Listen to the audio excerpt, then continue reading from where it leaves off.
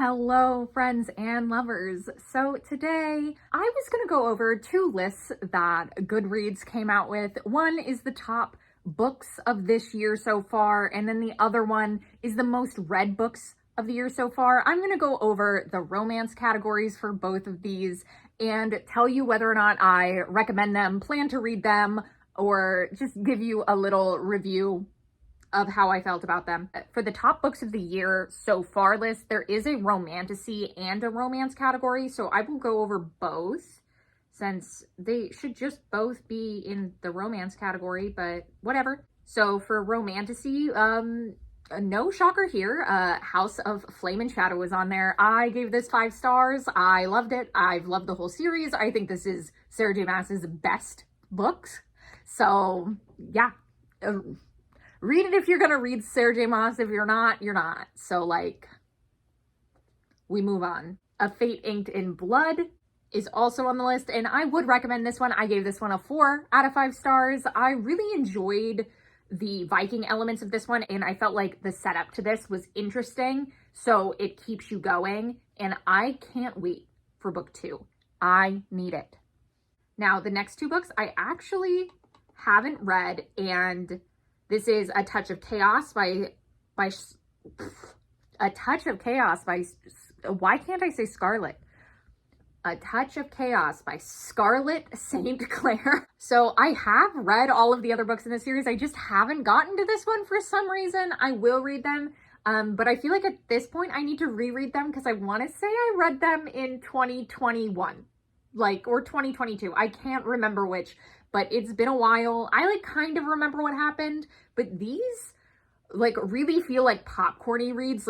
You do not dive into this being like, this is going to be some serious literature. It is a fun, goofy, good time.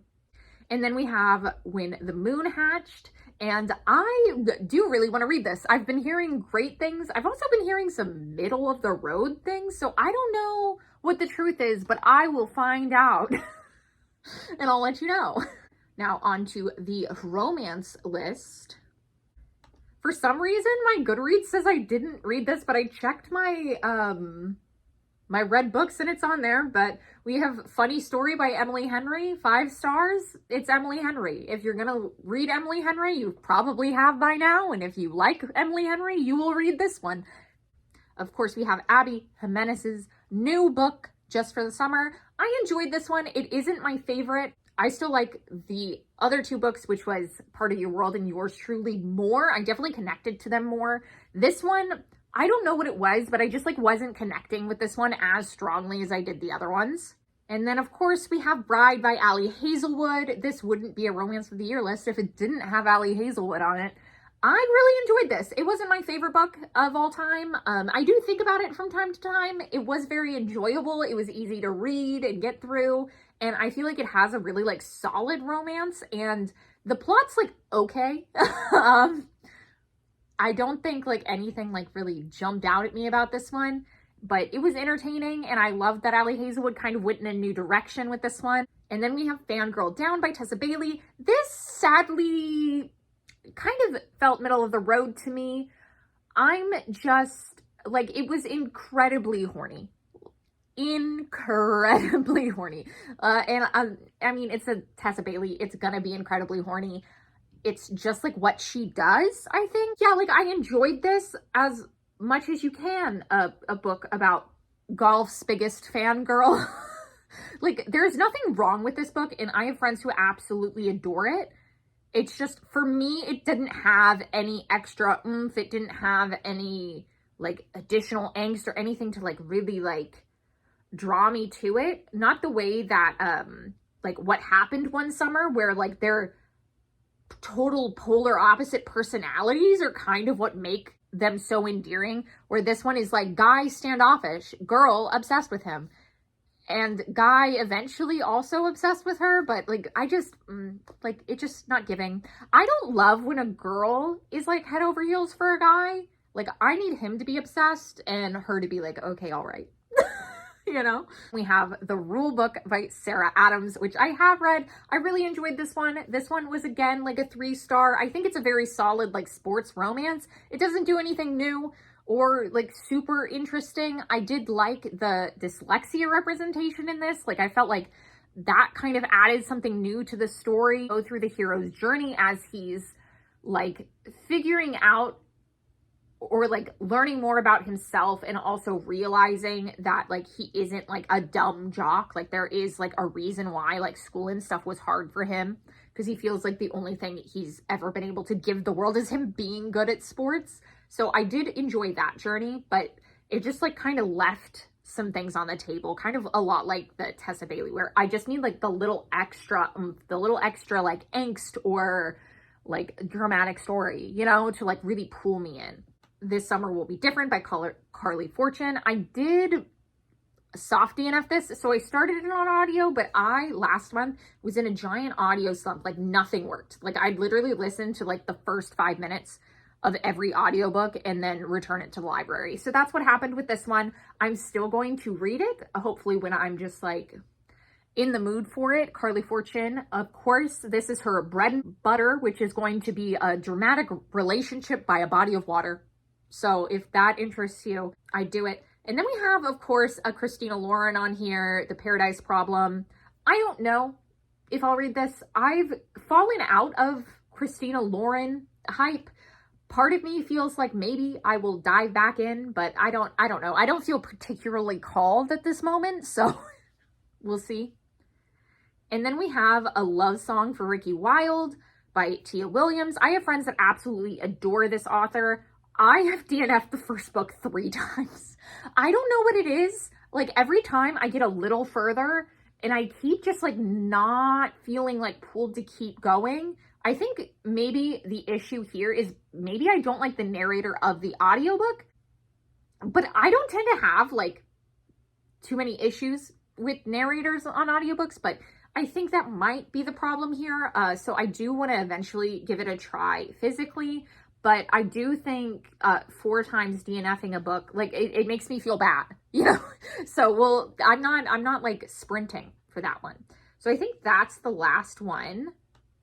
Yeah, so that's the last one on this list. And then the most read romances, of course, are gonna be the TikTok darlings. So number 1, Icebreaker by Hannah Grace. No one could make me hate this book. So I know that like a lot of people absolutely detest this book or are middle of the road or like whatever. Honestly, like I'm deaf to all of them.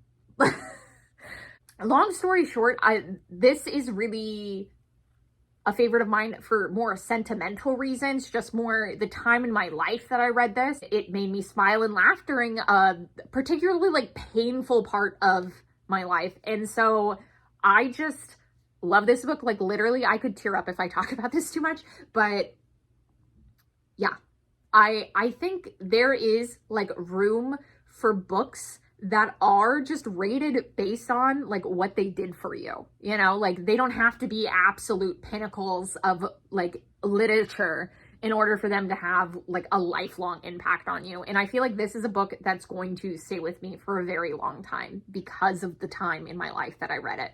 And then of course we have Happy Place by Emily Henry. Again, if you are an Emily Henry girly, you've already read this. I've already read this. So of course, 5 stars. This one made me cry. Twisted Love. No one read this. No one who hasn't read this, read this. I don't think it's very good.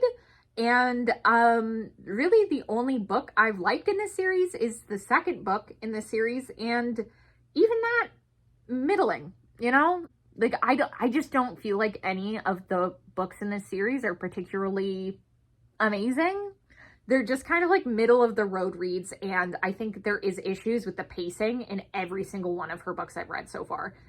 And then of course we have Butcher and Blackbird. I gave this 5 stars. This is 2 serial killers that start having a game where they choose someone in the first person to like find this person and kill them wins. So, this is a very funny book. I would recommend the audiobook for this because it's like very well acted.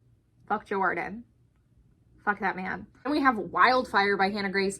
I don't love this one quite as much, but I do really like that this is like they're summer camp counselors to lovers.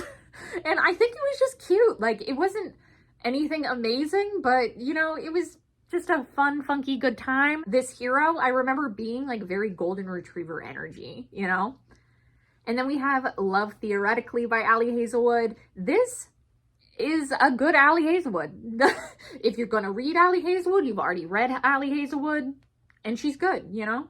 And then we have Twisted Games. Again, I don't think any book in this series is particularly amazing. This is my favorite one out of all of them, mostly just because this is a bodyguard romance, and I love that for me. Things We Never Got Over by Lucy Score, also on the list. It's good. I enjoy it. The man pees outside. We know that from my Fuck, Marry, Kill video. I have reread this book. I've read it twice. And honestly, I was thinking about it the other week when I mentioned it in a video, and I would read this again. I don't know what it is about Lucy Score, but I think her books are almost like comforting, even though this one is kind of like a romantic suspense book over anything else, but I enjoyed it. It was a good time. I would do this again. And we have one, I just, no comment. No one needs to talk about this lady anymore. Okay, on to Ashley Poston. This is The 7-Year Slip, which is on my TBR. I need to read more I need to read more Ashley Poston. I don't know why I keep putting her off, because I do think I love her books. And then we have another Lucy Score, which I actually haven't read and is on my TBR. Like, I need to get to it, but part of me does want to reread the first one, but I didn't love the second one. So I feel like that's what's like stopping me from moving forward, when I should just read this one. We will see if I can get through the things in my brain that are stopping me from picking this up. And then of course we have another Emily Henry. If you're going to read Emily Henry, you've already read Emily Henry. 5 stars. This is actually my favorite Emily Henry. So if you haven't picked up any Emily Henry, I would recommend this one. So yeah. So those were so far the top romances of this year. Let me know what your favorite romance of the year is, because I want to read it if I have not already. And I'm really looking forward to what else 2024 has in store for me. Thanks so much for watching.